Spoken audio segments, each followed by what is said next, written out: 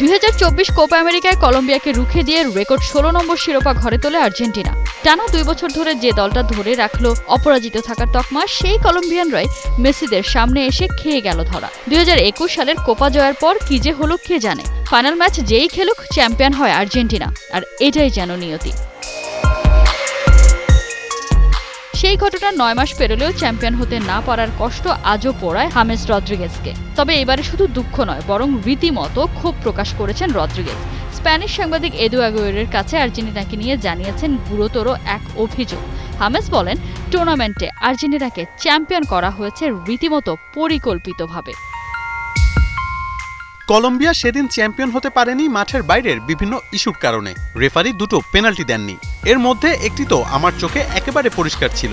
ভিআরের recording অন্য সব ম্যাচেই দেখানো হয়েছে, কিন্তু ফাইনালে দেখানো হয়নি। কিছুটা অদ্ভুত তো ছিলই সেটা। গেলবারের টুর্নামেন্টে মেসিকে টপকে ক্যারিয়ার সেরা পারফরমেন্স করেছিলেন রদ্রিগেজ। এত কিছু করেও দলকে জেতাতে পারেননি একটি শিরোপা। গল্পের নায়ক বোধহয় সবাই হতে পারেন না। কোহিনুর কণা, ৭১।